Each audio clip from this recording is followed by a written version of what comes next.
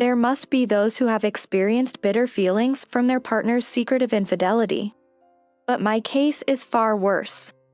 After all, I was declared infidelity in advance by my husband. I was seduced by my ex, so let me cheat just for one night. That's his reasoning.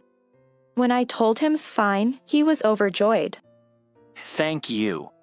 Honesty really is most important for long marriage. Yes, just as my husband said, honesty is important.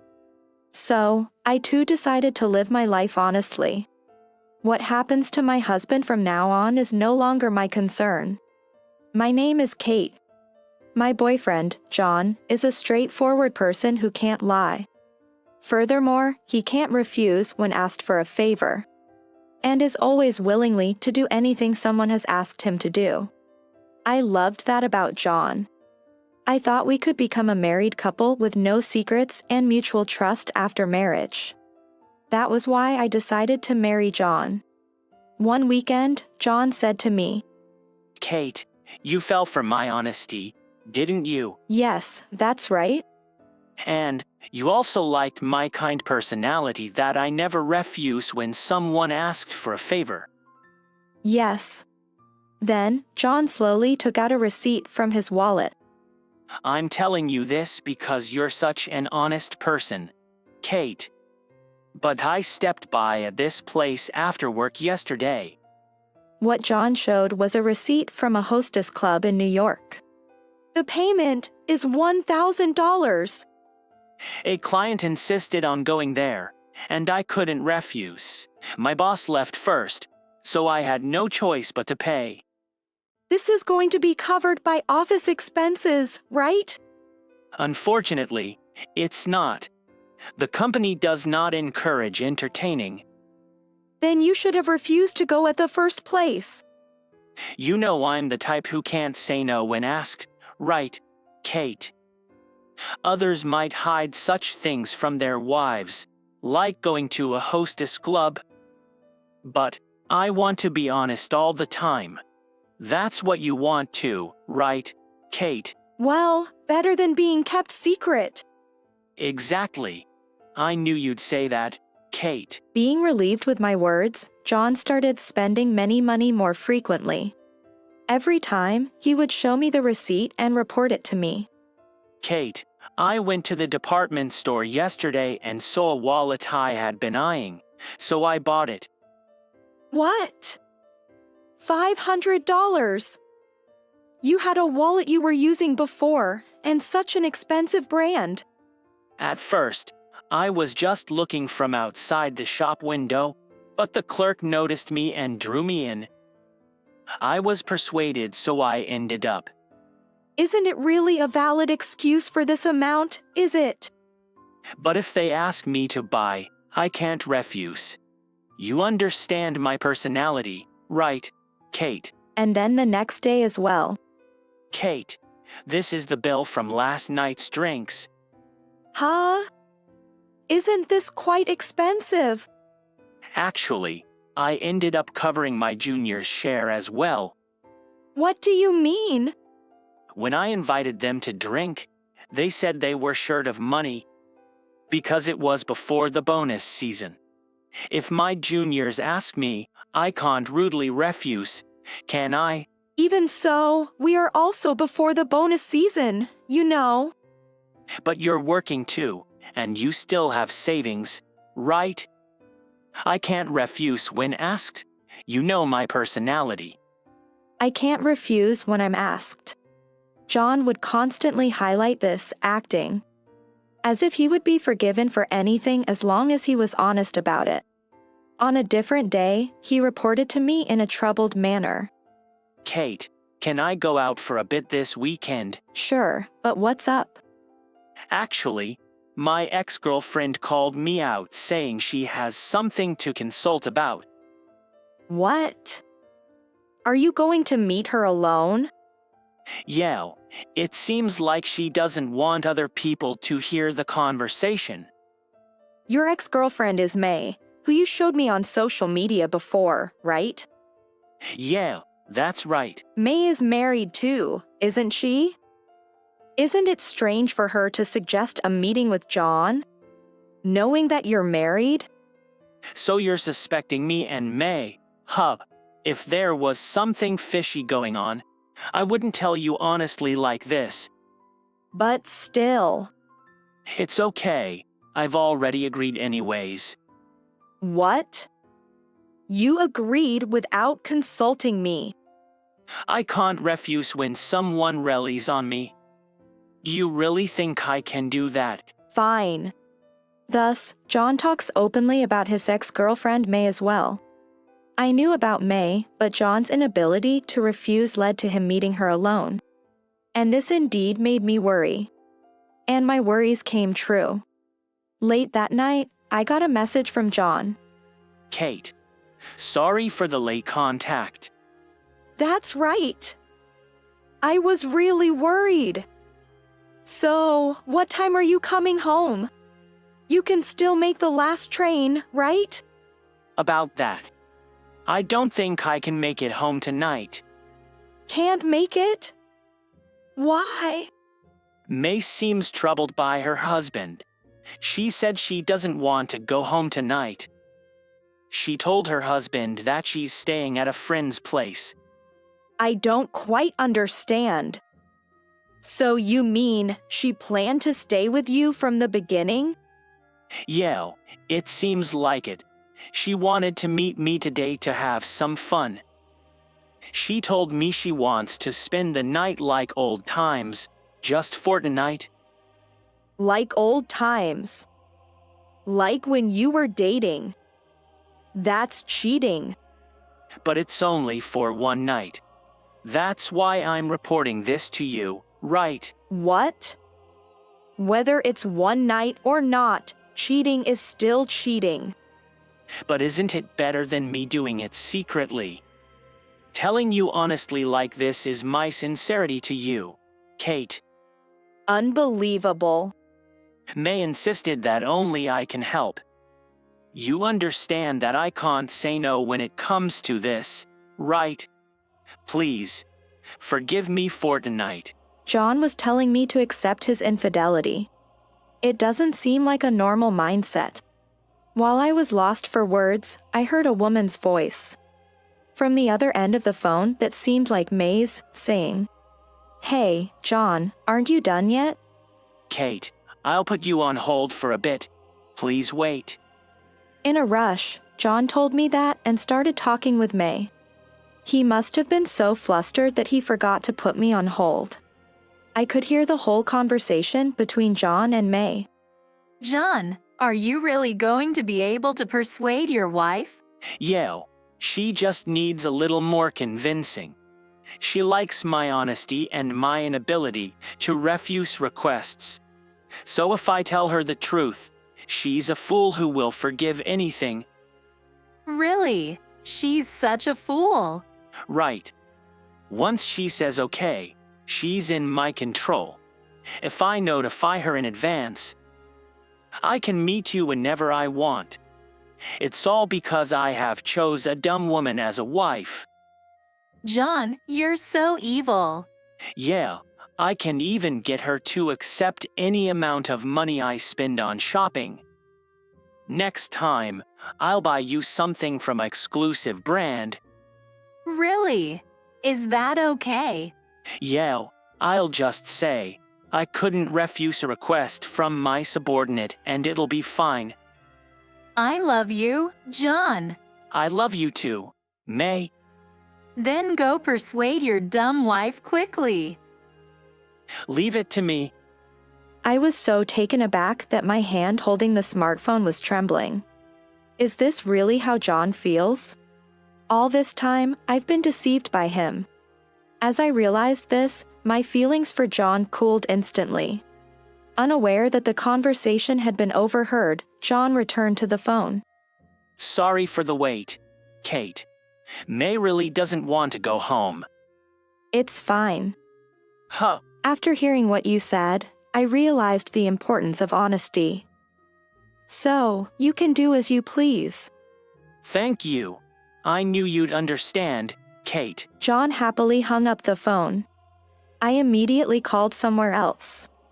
After finishing what I had to do, I was finally able to sleep. The next morning, John came home in a good mood. Kate, I'm home. Welcome home, you're in a good mood. Yeah, I just realized again how wonderful my wife is. If I had come home from there, I think I would have felt guilty about May. But I didn't want to keep secrets from Kate, so I thought it was right to be honest. I think it's important to always be honest all time. Yes, indeed. John, will you always be honest with me? Of course. I can't lie or hide anything from Kate. No matter what happens, I will tell everything honestly. Don't forget your words. As soon as I finished speaking, the doorbell rang at the house. It seems they have arrived. John asked, "Who?" in response to her words. I silently invited the guest into the house. The man who appeared in the room shouted at John, You're the one having an affair with May. Huh, what do you mean? Right after John declared his affair, I immediately contacted May's husband. I told him, "Your wife is having an affair with my husband." May's husband seemed to have had some suspicion, and he believed my words immediately. He said, "I want to talk to your husband once," so I shared him our home address. John looked scared, looking me and the man back and forth. Then May's husband said to him, I heard from your wife that you were with my wife last night. Explain yourself. Kate did. John seemed to finally understand the situation. He began to frantically explain to May's husband. No, it's not like that. It seems you have some misunderstanding. Misunderstanding. Yes, I was indeed with May last night, but it was just like a reunion. Nothing improper happened. I immediately spoke up. John, did you forget your words? You promised to be honest, didn't you? Yesterday. You told me to forgive your affair with May for just one night, didn't you? Upon hearing that, the anger of May's husband escalated further. Just as I thought. You've been cheating on her. Seemingly accepting that there was no escaping the truth, John finally admitted his infidelity. As he apologized profusely, May's husband roared, "I'm going to demand compensation." In the end, John had no choice but to accept the terms at the price the other man set. After making John sign a letter promising to pay the compensation, May's husband, seemingly satisfied, finally left. As soon as it was just the two of us again, John started blaming me. Why did you contact May's husband? Well, you said we should be honest, John. It wouldn't be fair if I was the only one who knew the truth, right? John couldn't argue and his voice suddenly became quiet. But still, not everyone is as understanding as you, Kate. Well, what's done is done. Now, we need to figure out how to pay back this compensation. If we continue living as we have, we'll never be able to pay back such a sum. That guy really went overboard. Well, you didn't really have the right to refuse, did you? You weren't in a position to negotiate the amount, after all. I know, but I believe we can overcome this if it's you and me, Kate. Can't you take on more work? Why should I? There's only so much we can cut back on living expenses, and my company prohibits side jobs. So I think the only option is for you to get another job and use that money to repay the debt. That's not what I meant. Why do I need to pay your compensation? Because, aren't we husband and wife? Aren't we supposed to be in this together? Don't be ridiculous. Why should I, the one you cheated on, have to clean up your mess? But you accepted my infidelity, didn't you? So you also have a duty to pay. No way.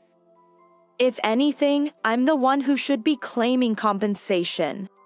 What's the point of claiming compensation between husband and wife? There is a point. I don't intend to continue as your wife from now on. Why? Don't you understand? Look back at your own actions. Cheating on me after spending our marital money because you couldn't refuse. Thinking that everything will be forgiven as long as you're honest. I don't want to be with such a foolish husband anymore. I handed the prepared divorce papers to John. Let's get a divorce. Our married life is over. What? But we've been doing well so far. That doing well is only from your perspective. I've been tolerating and lying about my feelings all along. I want to live honestly from now on, too. Just as you said, being honest is important. And my honest feelings now are that I want to get divorced from you as soon as possible. That's all there is to it. Kate. Goodbye. Do your best from now on, stupidly honest cheating man. The packing is already done. I poured out everything I had to say, picked up my luggage, and left the house.